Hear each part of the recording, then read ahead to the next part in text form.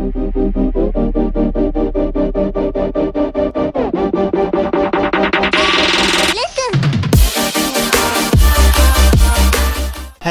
we back. Welcome to part 4 of the right-hand drive series. We out here working again. I got my sun hat on because I guess I'm white and I just get really burnt. So got my sun hat on. I know we're even in the garage and I got the umbrella set up outside. Give me some shade, but man, the sun's creeping up on me, man. The skin cannot handle it. But anyways, we're out here working on the car. We pretty much got the firewall fitted. Everything looks good. Now what I'm working on is I'm gonna fire up the grinder, and I have to grind off a lot of these spot welds, what's left of them. That way I can have a fresh mating surface so I can weld. So I'll be doing that. I'll be wire wheeling all the paint off, wire wheeling all the old seam sealer off, and just basically getting the firewall ready to drop back in for its final time. And then I will, smash everything back together, flush against the firewall, and I'm gonna start welding. The firewall is fitted. Everything looks good. I even got the end plates on there. Everything fits perfectly. The only problem I ran into is I left these little ears when I cut the old firewall out. So the sides are different. It's not a big deal, but I'm just gonna have to do a little bit of cutting. See, there's a little gap right there, but everything else lines up really good. The windshield, everything's gonna be good. So plate looks good. I just gotta do something with that. Same on the other side. The plate looks good and everything, but this one sits too far in. The holes line up to on this side, and then on this side I had a problem. Hole doesn't line up at all, and I'm thinking I must have done something wrong. But long story short, the firewall hole is actually 5/8 of an inch higher on the Altezza than it is on the IS300. Why? I do not know. Everything else lines up perfectly. See, even this, I'll probably get that straightened out once I start welding. But everything else lines up perfect. The hole right here that mounts the firewall to the dash bar is just about centered. Just about centered. I could probably get it a little bit better. But that's what I'm looking for, just to make sure these holes line up. And then, these things right here, make sure that these line up, which they line up perfectly. And then on that side, lines up perfectly. Dash bar fits. Firewall looks good. I just gotta fold over the floorboard side. Everything lines up great. Other than that stupid hole. So I'm just gonna get everything done first, and then I'll worry about that. It doesn't even help to just watch. Exactly, emotional support. Yep. Emotional support, huh? Yeah. I don't work well unless somebody's sitting here watching me. Exactly. You're right. I need somebody to sit here and watch me. Make sure you're doing it right. Exactly. Am I doing it right? Nope. Nope. How do you know? You bought a right-hand drive car. You're a cheater. No, that's the right way to do it. Okay. Let's really tell everybody why you're right-hand drive swapping your car. Why am I right-hand drive swapping my car, Brandon? Because Brandon bought a right-hand drive car. Because I bought a right-hand drive car. Bro, it's things that squads do. Our cars just have to be the same. Yeah, see? Copy. What's the reason why you bought a JZ? Fucking asshole. So I want my car to go faster? Yeah, right. Because so I was on the last lane. We progress together. Yes, we do. Yeah. I'll just buy a right-hand drive 240. Yes!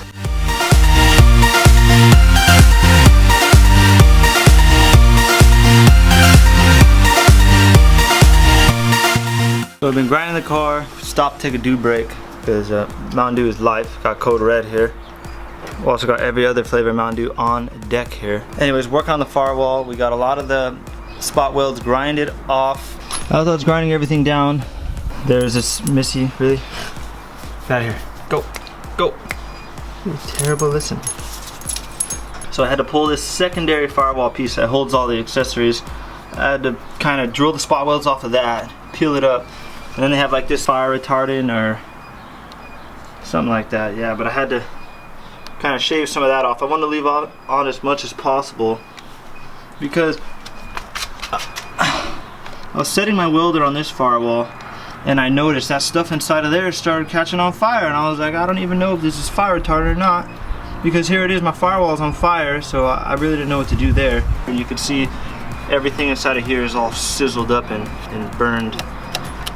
So it's just like barbecue in there. All the crucial spots are just about grinded down. I'm gonna put the firewall on to see what else I need to do. Luckily I already wire wheeled all that, so it's clean there. But yeah, I'm gonna hopefully drop the firewall in the last time. Just gotta make sure all this stuff is clean right here. See, that's where I'm gonna weld my, what is it, my crossbar or my steering wheel hole goes through. So that, there's a lot of stuff inside of there, so you just gotta make sure that you get just enough so you can get your welds. I probably hit it a little bit more on the bottom there. Everything else is shaved down and looking good. I'm making a super mess, but just working on grinding everything down still. A lot of these are already messed up and drilled holes into on accident. And a lot of them I just need to grind the rest of it down to get a clean metal surface to weld on, and then that's it.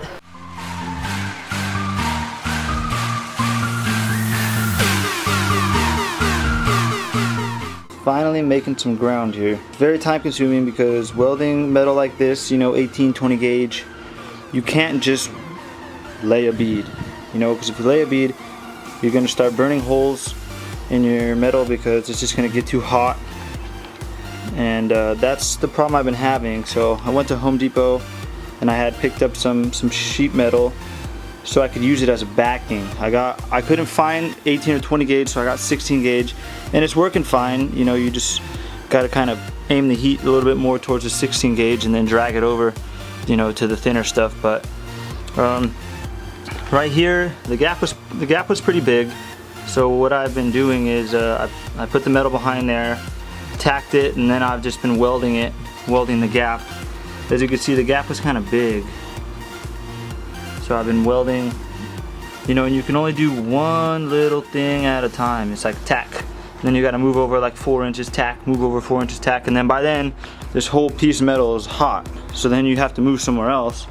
So now I've been kind of going down here, been putting a tack, you know, tack, tack, tack, tack. You get the idea. Probably have, I don't know, 50, 55 tacks right here.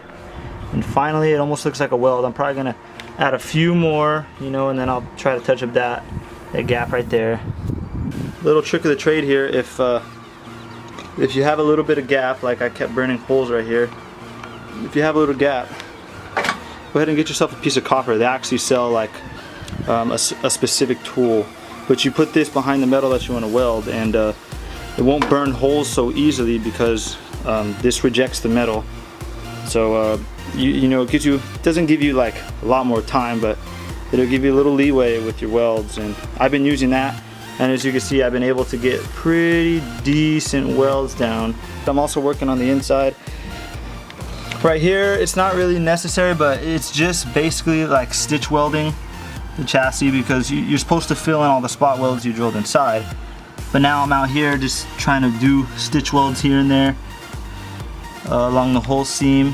I've been working on that. I just started maybe 15-20 minutes ago, and I've just been laying down all the stitch welds. As you can see, I'm working on this right here, stitching it together. Burned a hole right there. You see a big fat gap right here. It took me a while to dial it in with the welder.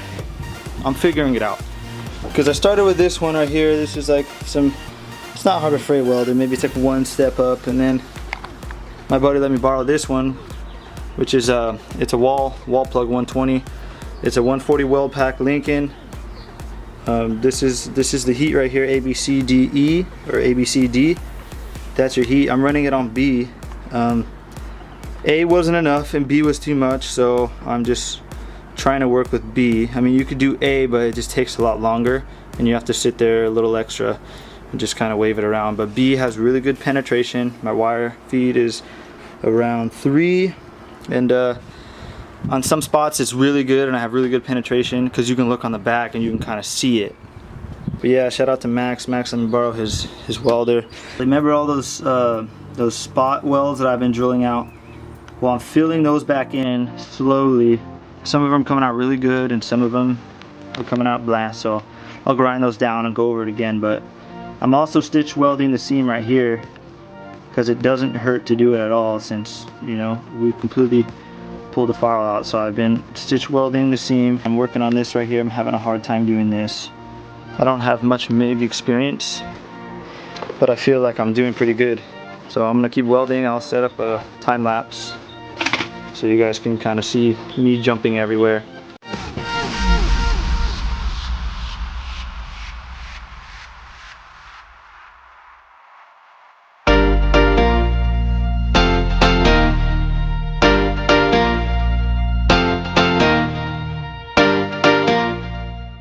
So the idea for this is we're gonna go to the clip and we're gonna cut out the left side, and then we're just gonna cut this out, and then we're just gonna weld the red piece in its place. It's gonna be a little cutting, it's going to be a little fabricating, a little grinding, and then I'll just weld it in, and then we'll have a perfect pull again.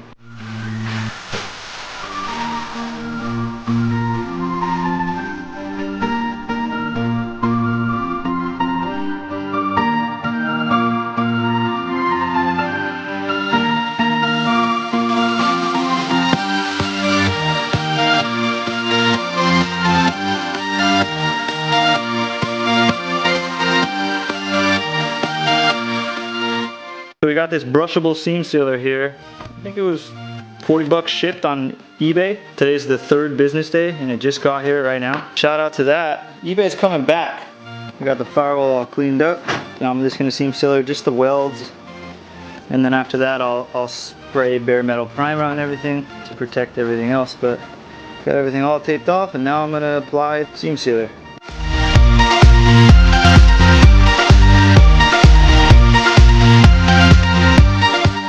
So we let the seam sealer dry all night. It's the next day. So I let it dry for like 14 hours. We got this right here. It's called Zinc It. It's very zinky, I guess. Actively fights corrosion, high performance coating. I just painted over all the bare metal, and I painted over the seam sealer too, just to make sure that if any water were ever to touch that, hopefully it'll be okay. So it's more like a primer.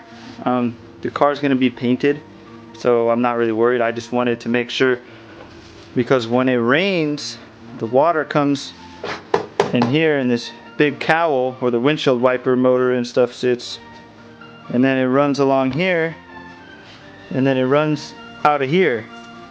So I want to make sure it's going to be running across here really well. So I wanted to make sure that I covered that really well with seam sealer, and I welded it really well, and I painted a lot. I probably have like 3 or 4 coats right here, and then I got the whole car coming on the inside. I did the same thing all the way across, all the way up the other side. It's looking really good. The welds don't look so bad anymore. It's all covered up. I put a lot of seam sealer on there.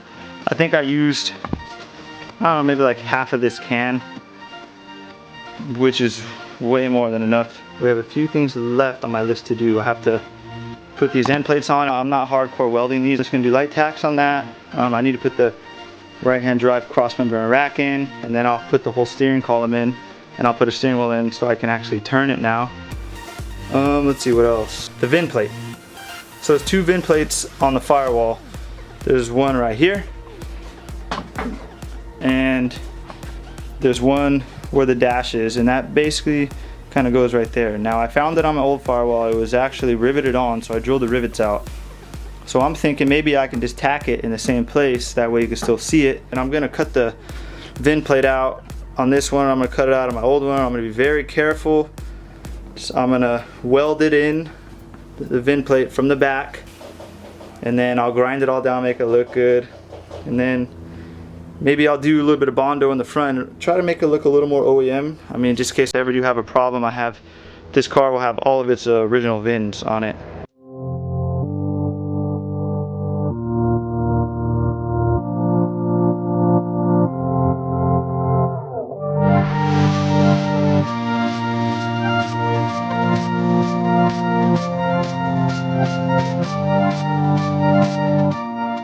Not bad. I mostly just tacked it in. It's pretty sturdy. I guess I got a Bondo with it. I don't know a goddamn thing about bodywork, but I'm about to figure it out. I think I got some Bondo somewhere. But now we got our California legal right-hand drive power. Woo! We got just about everything done. The welding is completely 100% done. We got that VIN plate welded in. I'm working on body working it right now. I just put some paint. I'm gonna do a little sanding. But anyways, we're gonna take a break from that. This VIN plate welded in. I got the right-hand drive dash in. And I got her in the way. I got all 3 pedals in. Everything lines up perfectly. I got the steering column in, the steering wheel in, the rack in, the cross member in. So now she's gonna steer.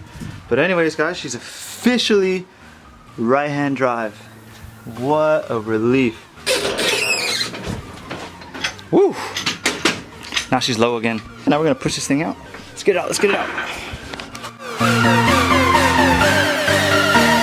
Now I can start putting her back together. It's gonna be really weird coming in the car through this door now, like a genuine race car. Okay guys, that's gonna be it for part 4 of the right-hand drive shop series. Be sure to comment, like, subscribe on these videos, and stay tuned for part 5. Part 5, we're gonna be pulling apart the wiring harness on the interior and on the engine bay. We're gonna be simplifying it. We're gonna be extending wires, we're gonna be shortening wires, we're gonna be getting rid of wires. So stay tuned for that, and that's it. See you on the next one.